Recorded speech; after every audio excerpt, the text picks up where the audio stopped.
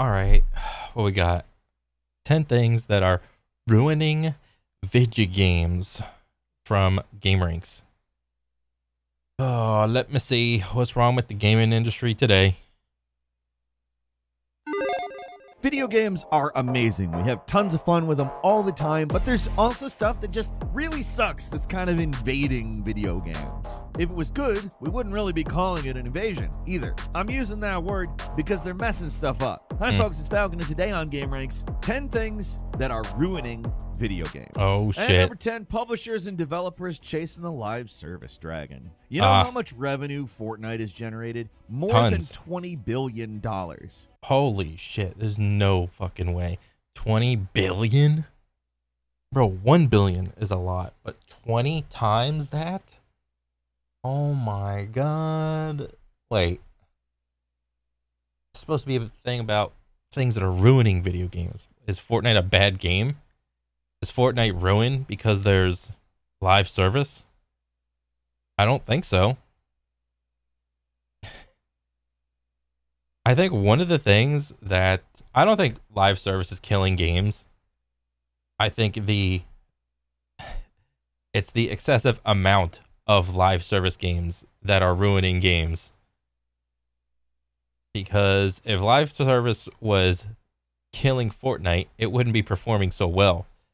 I mean, I don't play Fortnite, but I will acknowledge that it is a very well thought out it's a very well thought out game. Its core gameplay is solid, it's responsive. There's a ton of game modes that you can play. I think there's like an anti-cheat, like a decent anti-cheat in there. There's a competitive scene, and that's thriving. The casual scene is thriving with all the different modes that there are. If you don't like building or anything like that, you just go do no build and then have fun. I don't think it's live service that's killing games. It's when a game comes out and it's live service and gamers don't feel that their like money is going toward anything but more cosmetics, and there's no betterment of the game, then I don't think that's a good value exchange. Because you could buy like every single battle pass or skin or whatever, but that doesn't come without like a thing that you want back in return.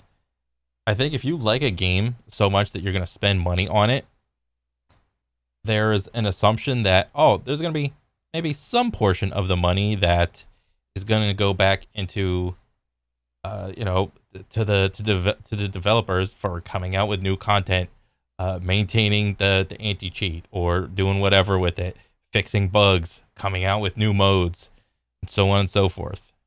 And if your game isn't doing any of that, well, then your game's just going to fail. Since it launched. Well, technically relaunched back in 2017. That's 20 billion with a B. Of course everybody wants a piece of that pie, and they'll do pretty much anything to get it. Here's the thing, the live service model isn't a total scourge of the games industry. Yeah. There are a few good live service games out there and more coming out. Look at Helldivers 2. Helldivers 2 popped off hard for a couple months. Really hard.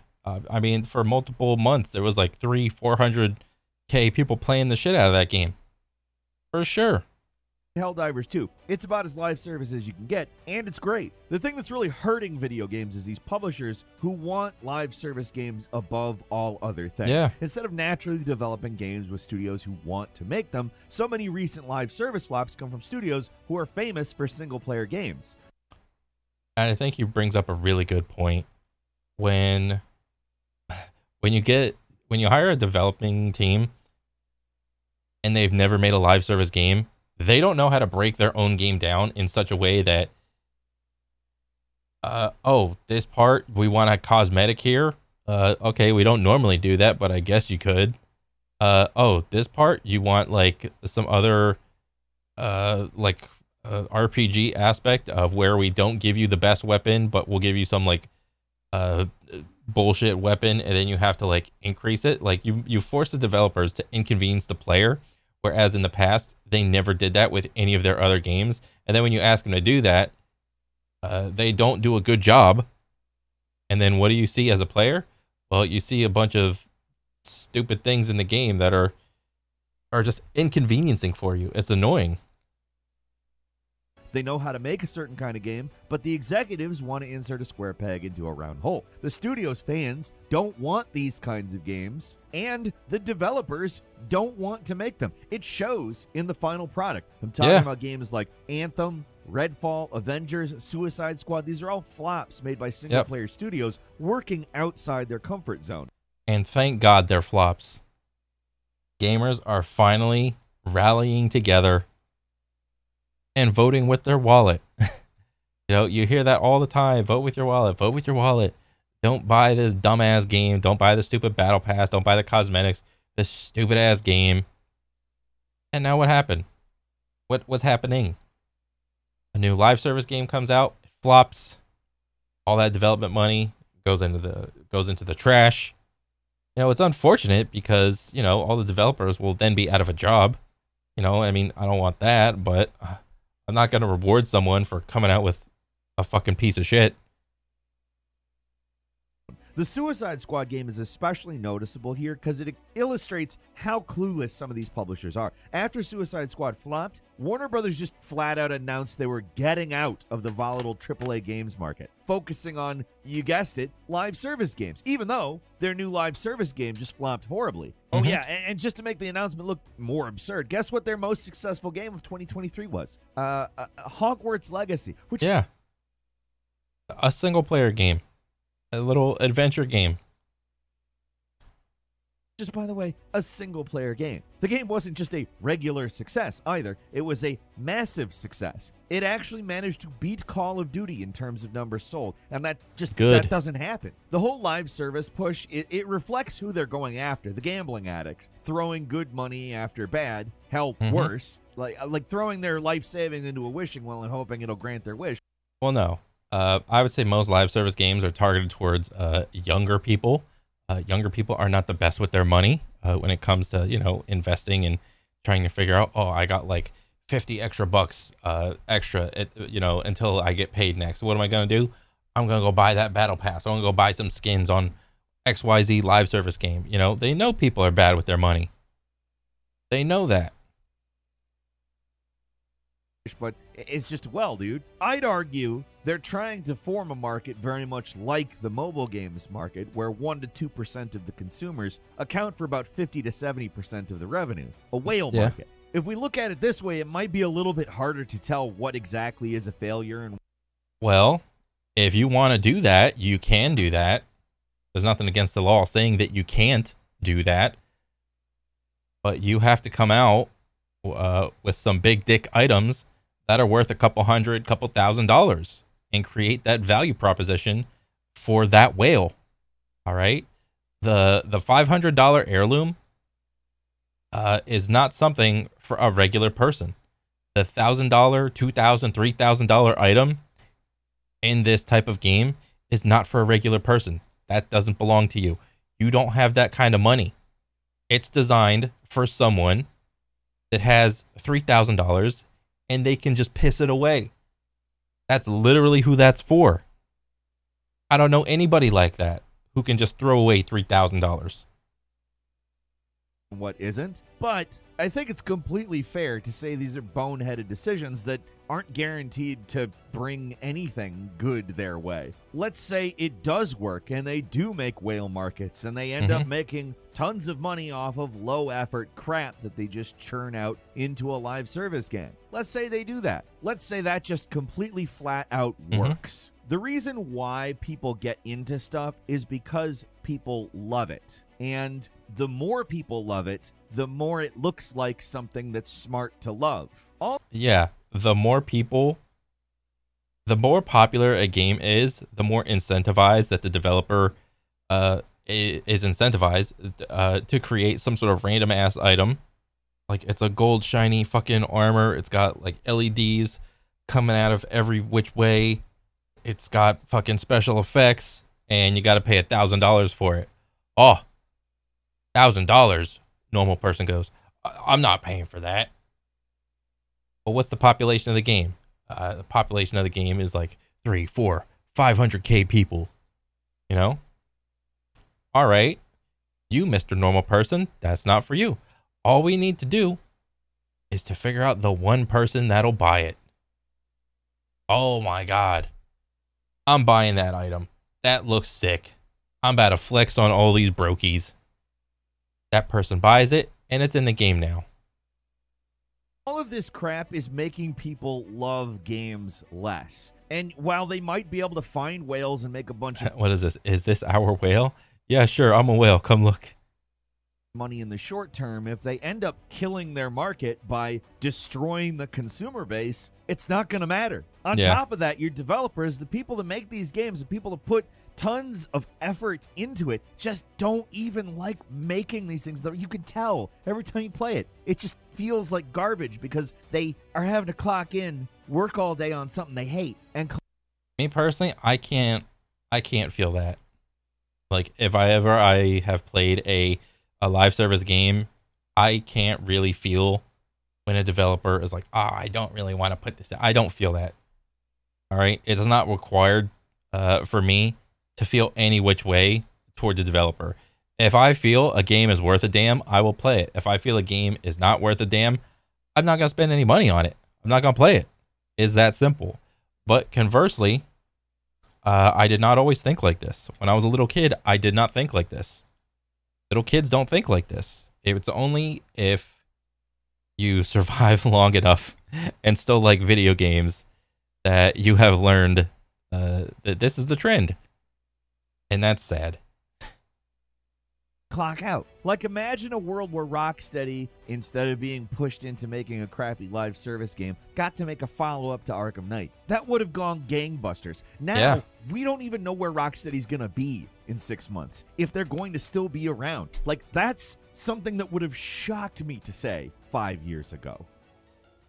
At number 9 is delisting games, not content with just, like, vaulting unreleased movies. Warner Brothers is adding video games to the chopping block with a lot of indie games published under the adult. Warner Brothers is now erasing games as it plans to delist Adult Swim published titles.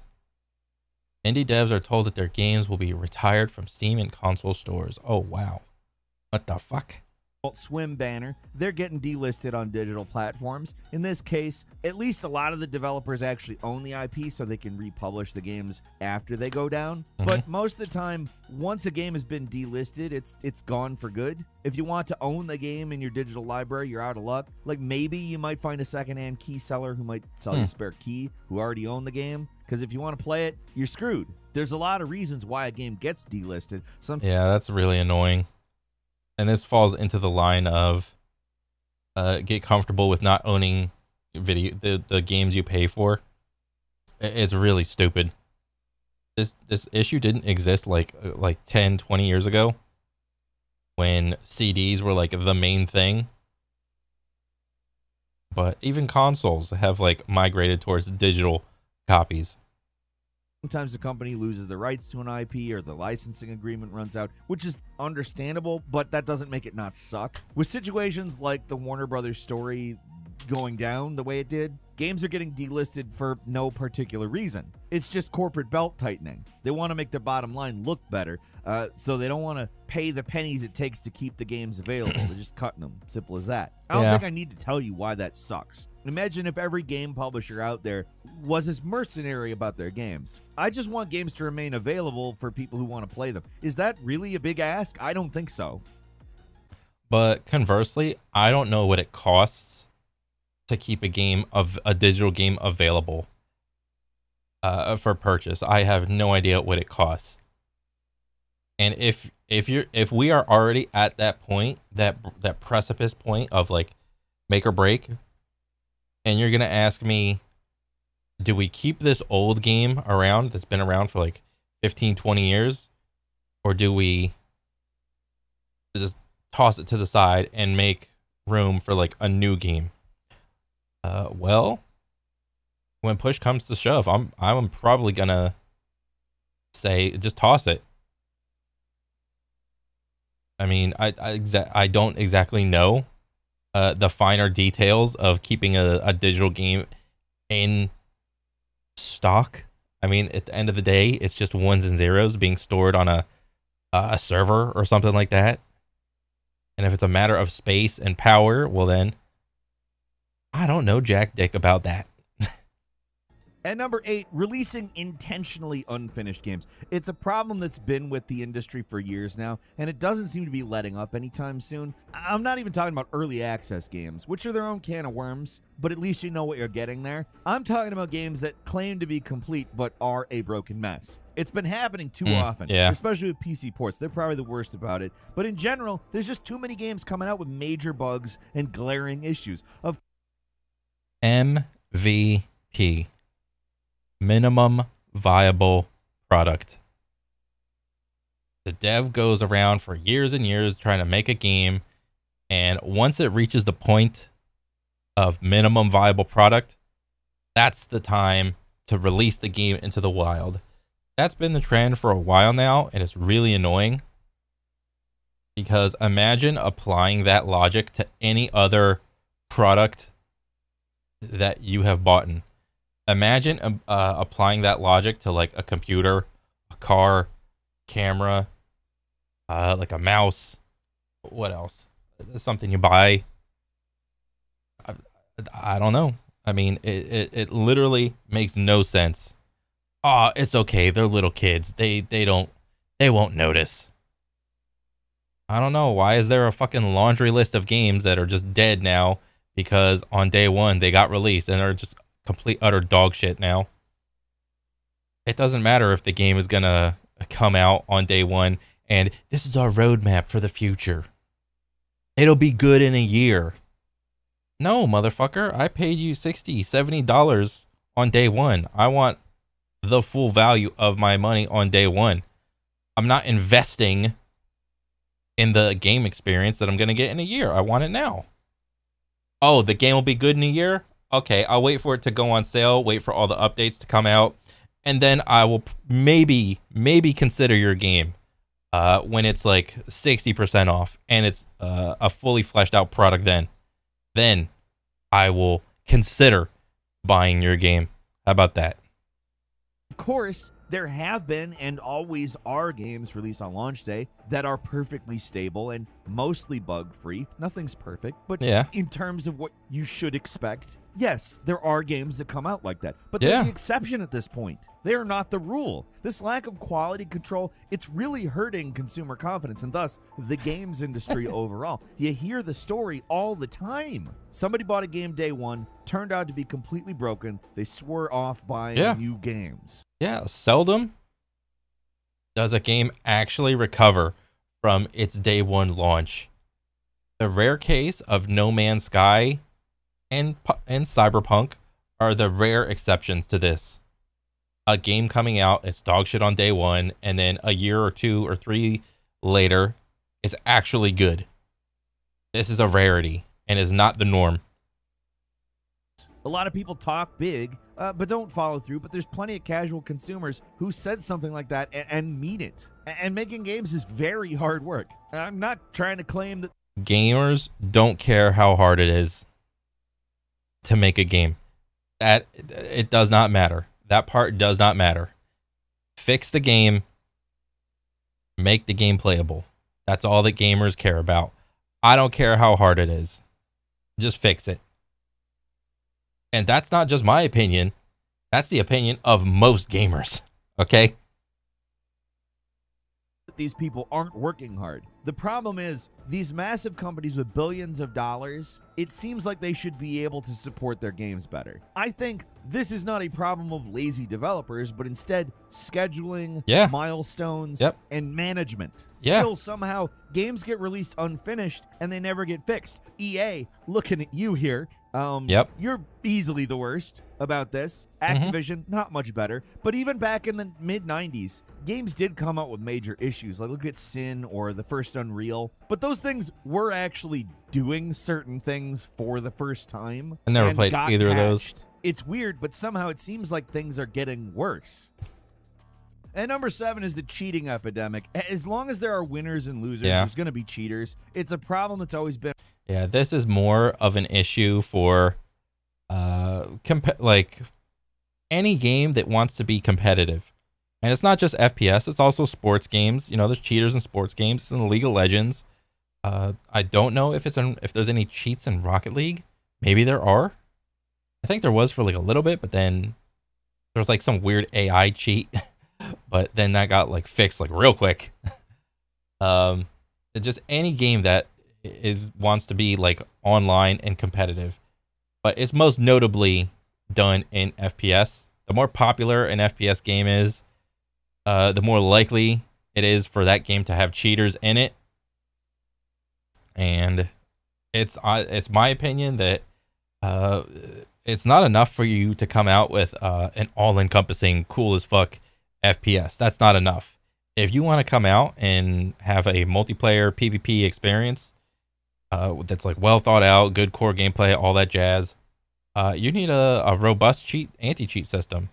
Because if that's not going to be put in place, and the public perception of your game is going to be one that is plagued by cheaters, no one's going to give a damn about that game. I don't care if it has like the best core gameplay you've ever played, if it's the best FPS you've ever played. I love this game. That will not matter if the perception of your game is that there's a shitload of cheaters in there. Been around, and it seems to be getting worse and worse. It doesn't matter how much a company tries to promote their anti-cheat measures or announce how many people they're banning. Seems like cheating just doesn't go anywhere. It's impossible to accurately say just how many people cheat these days, but if you look at pretty much any online gaming space, probably you'll millions. consistently find people complaining about cheaters. It's just unavoidable. It's a fact of life if you want to play games online at all. There are things a lot of developers do to weed out and stop cheating, but instead of fostering a community and giving players the ability to self-select and weed out cheaters, they usually rely on increasingly outlandish gimmicks that are ultimately not that effective at catching cheating. The fact is, confronting cheating is difficult. Tools are getting easier to use, the cheats themselves are getting more sophisticated. It's an endless uphill battle to stop them. It's not just an uphill battle, it's a cat and mouse game. It's an ever-revolving door. You update your anti-cheat, the cheats get updated. Then the new cheats get made. A lot of people start figuring out, oh, there's cheats. Oh, we got to update our anti-cheat. And then, oh, we caught him again. And then I update this, you update that. I update this, you update that. It's ever revolving door.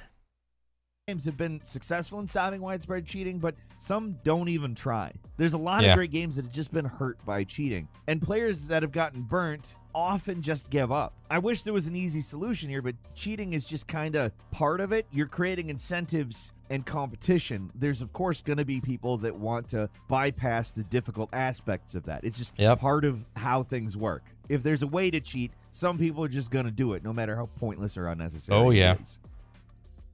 Moving on to number 6, intrusive and annoying DRM. So it's just DRM. Like, sometimes the cure is worse than the disease, and nowhere is that more obvious than when you're talking about DRM. Here's the thing: DRM sucks. So this is the whole DRM thing is like what developers try to add on to the game in order to make it so that their game doesn't get pirated. But for the most part, every game gets pirated, and it's only a matter of time. A lot of times, when a new game comes out, it's like it can be cracked within like a week or even less. And implementing a DRM on a game can also sometimes just simply lower the performance of a game for everybody else that has chosen not to pirate the game. So because sometimes like things like de novo DRM is put into it, you just get a worse experience. Just because there's like some like minority amount of people that are just trying to pirate the game. It tends to make things worse far more than it tends to make things better. There are too many examples of DRM causing slowdown and performance issues in games to ignore. There's DRM that forces you to play the game online, even when it's single player only. It's just crap. And to make matters worse, developers know everyone hates it, so they just keep trying to sneak it in. Like, take Capcom, who for some reason really has it out for mods in their games, which is a totally different thing. But Yeah. it's to such an extent that they go back into their back catalog and add DRM into games that didn't even have it originally. Like games like Monster Hunter Rise, where Really? the Enigma DRM was actually so bad it made the game unplayable for some people. That's an extreme example. And it doesn't happen. Damn. I mean, cause shit. I got Monster Hunter Rise. What the hell? I haven't gone back and played it, but damn. I didn't even know that was in there.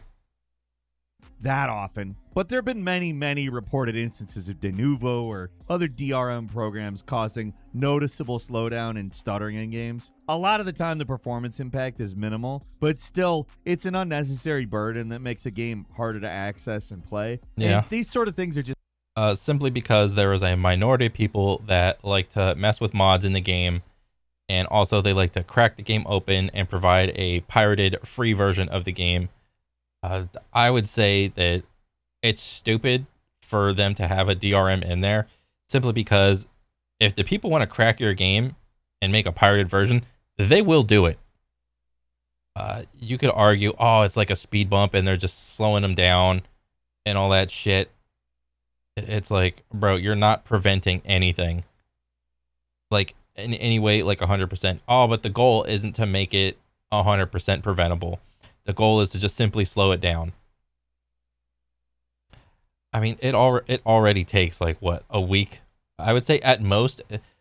I don't even know how to crack games. I've never even downloaded a fucking pirated game, okay? I have no idea how long it takes to pirate or crack a game. I would guess, like, a week. If someone is like on their shit, probably even less. But if you're only slowing down pirated versions of your game for a week, bro, just take that shit out. just anti-consumer in general, especially in games that are single player only. Like, what are you, like, it destroyed SimCity, like actually just flat out ended SimCity. It's annoying when a game adds DRM, but devs and publishers, I mean, they're starting to get smart. They know people hate it, so instead of removing it from games entirely, they wait till the last minute before the game comes out to add a DRM message. Sometimes they wait till people are actually playing the game in early access before saying something, which is, in my opinion, just straight up deceptive. I'm not saying DRM has no place in games whatsoever. Oh, Liza P had de novo DRM in it? That's crazy. It's your stuff. It's your right to do what you want with the stuff. The game companies own the stuff, and I'm not for saying that they don't have the right to do what they want with their stuff, but that doesn't mean it's not infuriating. It's just another one of those problems that just does not seem to be getting any better. Moving on to number 5, ballooning budgets and development cycles. It used to be, when games took a few years to come out, that was development hell. But now a 6 to 8 year development cycle seems practically normal. It's normal for AAA games. It's not normal for anything less than a AAA game. If like a AA or a single A or an indie developer wants to make a game, they can make it in like a reasonable amount of time, a couple of years or something like that. They'll come out with their game. It's reasonable. But the big ticket AAA companies, they are the notorious ones for this. All right, how long has the next Elder Scrolls been in development before we got like another Skyrim on the smart fridge? All right, the next Elder Scrolls has been in development for I don't know how many years. But yeah, it's like certain brand IPs have gotten just so big. The idea is that they're too big to fail and they're too big to not fail, both at the same time. With longer dev times comes increasing costs, and the more expensive a game is to make, the more it needs to make back in order to earn a profit. Recent court documents have revealed some absolutely crazy numbers for how much these game companies have spent making games. Like, we're talking hundreds of millions just for a single game. Yeah, we are in like movie territory. It's like 300 million. You can make a movie with this budget. Not even counting marketing costs, making games is an expensive business, and so many of these publishers think the only path to making a profit is playing it as safe as possible. There's a reason why so many of the biggest games in the last few years feel so stagnant, and this is that reason. It's why there's so many remakes and sequels these days, why we're not seeing the surplus of innovative and interesting first-party games from the big console manufacturers. Safe. There's just no room for weird games that may not sell a lot in the billion-dollar games industry. That doesn't mean innovation is dead. The booming indie and renewed AA games market shows us that. But Yeah. it's disappointing we're not seeing weird and experimental games from AAA developers. There used to be room for experimentation at Microsoft. Now, AAA games will not take risks. They will probably, if anything, they see a trend that happens in like the single or AA industry area, and then they might implement that into their game. And Sony, but now you have to stick to what worked in the past or make a live service game. Those seem to be your only options, and that sucks. Moving on to number 4, getting comfortable with not owning games. Recently, in an interview with GI.biz, Ubisoft's director of subscription said in so many words, they want customers to feel comfortable about not owning games. Yeah, that was a bonehead move. We're talking about the newly relaunched Ubisoft subscription service, but this sort of... Oh, I forgot Ubisoft has their own subscription service. Ubisoft Plus. Oh, that's so funny. Yeah. Like every big AAA company, like Steam, Blizzard, Epic, Origin, Ubisoft, they all got their own little like hub website thing, service, subscription model. Xbox has their thing, Sony has their thing, and everybody, it's like each little thing has been compartmentalized, and the moment everybody's looking at each other too, everybody's looking, because just recently Xbox said that their Game Pass little subscription thing is going to be all tiered up now. There's going to be different tiers. The Ultimate Game Pass edition is going to be $20 a month, but then there's going to be like some little $10 a month one, and then there's like a free version or some shit, where in months past that's not how Game Pass worked. And now everybody's looking at Xbox to see when that actually gets implemented, to see like the audience reception on it. Ooh, if a lot of people aren't fucking pissed when that comes out, oh, that means we can do it too. Oh, yeah. Sort of attitude is common among gaming executives that are looking for the next easily exploitable revenue stream. The thing about subscription services like these is that in conjunction with ownership, they're fine. I don't think anybody is saying that these services' mere existence is bad. The problem is that so many of these companies want the subscription model to be the only model, at least eventually. Video game ownership's already precarious enough at the moment, but if guys like that had their way, our game collection would be entirely at the mercy of clueless executives who just don't care about games or game preservation or, what will eventually be the history of art in this era. Can you imagine if... Because remember what he said in the beginning, or somewhere over here, the older titles that are just really old, they just get phased out and you can't buy them anymore, or you can't, even on the little subscription service, they're just simply not there because they took them off. So if everybody moves towards that, all the old games will just get moved off and you can't buy them anymore. So what do people resort to doing? Well, they pirate the old shit. So this is just another piece of the puzzle. If like the Mona Lisa just had an off switch, and at some point Leonardo da Vinci was just like, let's get rid of that. I don't want people to have that anymore. And it was just gone. Now, I'm not telling you that the Adult Swim Games roster is the equivalent of the Mona Lisa, but I'm sure you get where I'm going here. With ownership, whether that be physical or digital, there are some assurances that I can play the games that I buy. Even when things get delisted off Steam, I can still download and play them if I bought them before they were. And you can't depend on the federal law to do anything about this, because the federal law is simply just too slow. They will not catch up with anything that is happening right now in order to regulate it at all. removed. And if I have a disc game, at least for older consoles, I can still play them, you know, as long as the disc still works. Arguably, I'm being quite generous with that, as you don't actually own those things, but rather a license to them. But still, and even further, there's not a lot of purpose in getting into the physical versus digital argument anymore, because that ship sailed. Digital won. In terms of preservation, probably our best bet for keeping alive is the long term anyway is digital, but that's only if people actually, you know, own their games. And like I said, it's arguable that we never actually owned them, even in the physical media era. We did own a piece of media with the game on it, though, which is better than owning a license, which is kind of a virtual piece of paper that says I'm allowed access to data that's kept in a data center somewhere. Yeah. We really don't have a lot in terms of rights there, do we? There's almost zero consumer protections when it comes to game ownership, at least if you live in the U.S. And unless something drastic happens, I don't see it changing anytime soon. In the eyes of the court, we really don't own the games we buy, even though logic says otherwise. And that means companies can take games away from us whenever they feel like it. It's a bad situation already, and things can get worse. Yeah. And they probably will. Oh, yeah. And number 3 is gacha, loot boxes. I honestly don't think gacha is that bad, because at least in the United States, the trend is if a game comes out and it is quickly discovered that it is gacha, at least in the United States, people, for the most part, don't really pay it any mind. They either will or will not interact with it. There's never really been like an in-between.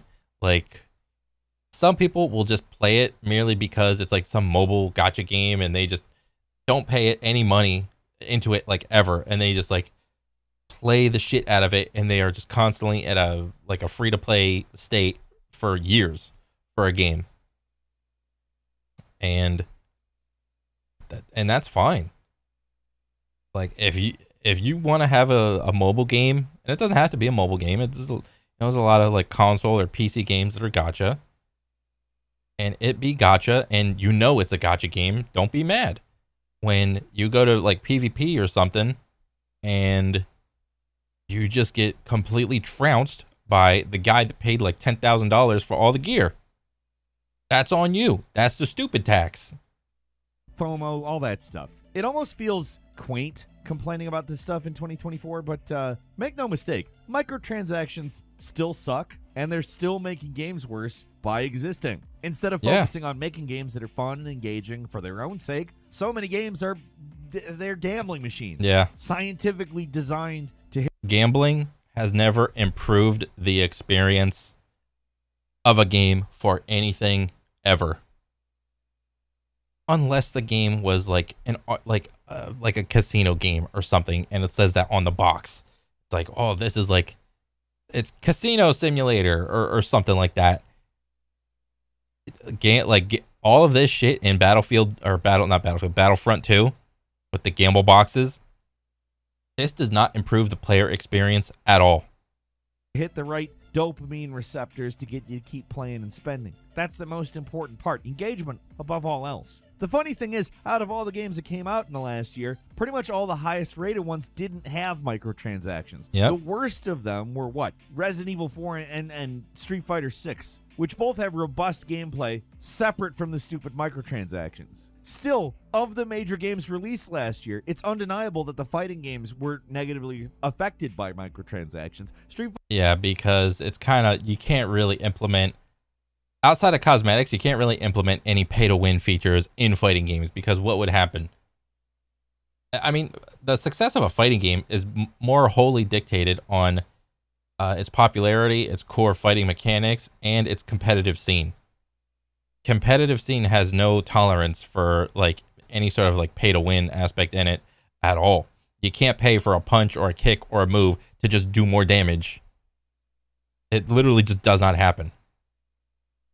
Fighter 6 has overpriced avatar customization items. Tekken 8 has that stupid... Yes, but no one's forcing you to buy the cosmetics in any of this shit at all.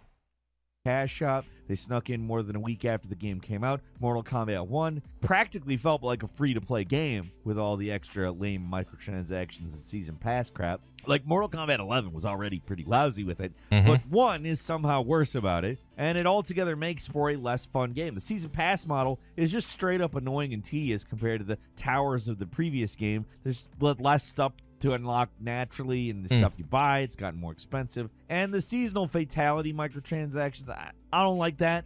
But it's what everybody wants, so of course they're going to monetize it. The worst part about it is that no matter how much everybody hates microtransactions and complains about them online, all it takes is enough people to buy it to make it profitable, and the companies keep doing it. I kind of detailed this a little bit in number 10. It's why I kind of worry about game companies no longer targeting the gaming public, but rather smaller groups of whales that maybe aren't necessarily educated on how companies exploit consumers or the lack of consumer protections or whatever. Maybe they're just naive people that they're targeting, and they want to move into that. What age bracket do you think has the most naivety? Probably the younger one. If you're playing the game and you got a credit card, or maybe not even a credit card, maybe just a debit card, and you got some money, hey, you can pay money because you're a new gamer. You're 15, 16, 17. You haven't been hit with buyer's remorse at all, ever. Every game company is looking at you. You might not be a whale, but you got like $50 in your account. Hey, look at this new cosmetic. Look at this. All these like little currencies to separate your understanding of value from the dollar in your hand. You got the coins. You got the crystals. You got the gems. You got the rigamaroos. You got the purple burgers. You got the golden lettuces. All of these different currencies are put in place in order to separate your understanding of value from your dollar. As a revenue model, that concerns me because it's precisely what this type of stuff leads towards. If 98% of the gaming industry understands the scam, then why not target the 2% of the industry that doesn't? As long as there's enough whales to hook who will spend thousands of dollars on a single game, there's always going to be an incentive for companies to shove in worthless microtransactions into games. And number 2 is endless studio closures and layoffs. We're only a few months into 2024, and there have been 8,000 game layoffs so far this year. Last year was 8,000 game layoffs. Jesus. Even worse. At least at the time of this writing, though, it's not getting better. Right now, it's not a good time to be a developer, and all this chaos is only making it worse to be a gamer. It's not something we're feeling now, but it's gonna have a long-term effect on the industry, for good or for bad. Probably for bad. The thing about making video games is it's very hard. It requires highly talented people who understand really specialized information, and whether you're talking about artists, designers, or programmers, people who are very good at these jobs are few and far between. In the worst case scenarios, when people are fired, it can be difficult to replace certain positions, and without proper training, knowledge can just be lost, gone for good. It's something that people who worked on Skull and Bones Skull and Bones loses third creative director ahead of union campaign. complained about in that expose from a few years ago, where talent is lost and development slows down to a crawl. Games are made by people, and if those people aren't treated well or provided the opportunities necessary to develop skills that might not have been lost if previous people had been retained, the cycle that gets created makes games suffer. The games get worse. A lot of people do bounce back and find new jobs in the industry, but for a large percentage of people, Bro, when I was a little kid, I wanted to be a video game developer, but upon just, not doing that and just simply viewing what happens to game developers, I am so happy I did not make that decision to go to Full Sail and go through that course and all that shit. Like, Jesus. To be able to only work on a game for I don't know, X amount of years, and then once the game is done, hopefully being able to stay on, or if not, being kicked off, kicked out of the company or whatever. And then, oh shit, I'm in the job market again. God dang it. I gotta go learn again. Shit. I gotta go learn another engine. I gotta go learn another this, another that. Gotta go put my job application in, my fucking resume for another game company. Hopefully work for another 5 years. Jesus. That sounds like ass. That's it. They'll find jobs in much more stable industries or just retire. The whole situation stinks, and it's making the game industry worse all around. In a lot of cases, there's really just no reason for it. In the same breath as announcing record-breaking profits, companies will just turn around and announce huge firings. Massive chunks of their workforce just gone for what seems like no reason. It's impossible to ignore that contradiction, in my opinion. A lot of people have noticed that, in contrast to the US games industry, there have been way fewer mass layoffs over in Japan, and there's some reasons for that. One is the work culture, but another is the fact that there are legal protections for employees over there we don't have here. Oh, okay. It's just a different culture, and there's different laws in place, so I get it. Companies can't just fire people without a good reason, and record profits are not a good reason, but they don't even have to justify it. They can just do it, and it's fine. Obviously, it's not all flowers and rainbows in Japan. Crunch culture is still very prevalent there, and dev salaries are fairly low over there compared to here. But at least they're not worried if they're going to have a job after developing the most successful game of the year or something. Anyway, a chaotic industry is not a healthy industry. I can only hope things are going to slow down a little bit in some of these areas. Like, stop firing everybody. Jesus. And finally, at number 1, irresponsible consolidation. In the past few years, game companies have been on a... Game developers are growing more opposed to major acquisitions. Too much control in one company's hands is never a good thing. The 2024 Game Developer Conference State of the Game Industry survey reflects a growing rise in concerns about consolidation. Slowly but surely, monopolies are being formed. They will not take on the name of a monopoly because that's illegal, but it's an unofficial monopoly. A consolidation spree. Microsoft acquired Bethesda and Activision. Sony got Bungie. Embracer got pretty much everybody. Consolidation was the hot new buzzword, and everybody wanted in on it. Now, in 2024, it's hard not to look back and wonder, why the hell did they do that? What a big waste, right? It was just billions of dollars thrown around for nothing. Just down the drain, right? A lot of game cancellations, a lot of studio closures. Few games that probably would have come out anyway, but still, it's possible PlayStation and Microsoft's acquisitions will pay off in the long run, but the Embracer situation has been an absolute negative for the whole industry because there's so many talented studios that just went down hard, thanks. Damn. Our 18 publishers. THQ Nordic made Biomutant, Wreckfest, and something, I don't know, Handy Games?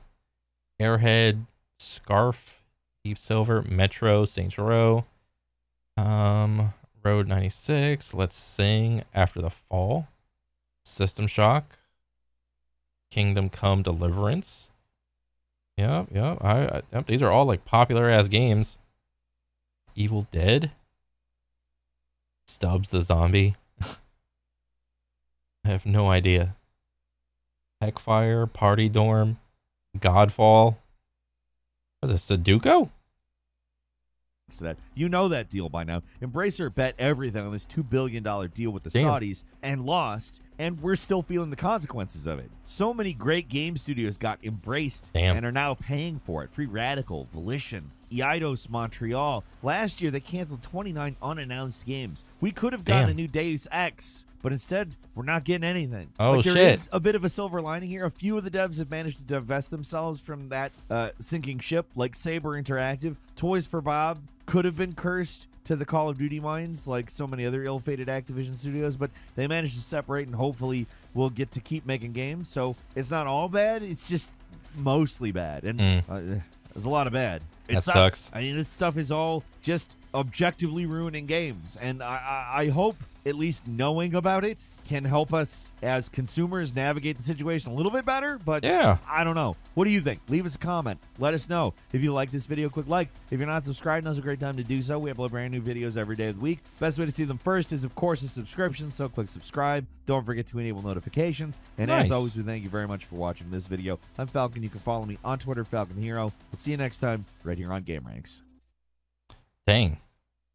Yeah, I mean, he pretty much outlined everything that's really going on in the games industry. And, you know, there's certain things that are just popular. There are certain things that are just trendy to do.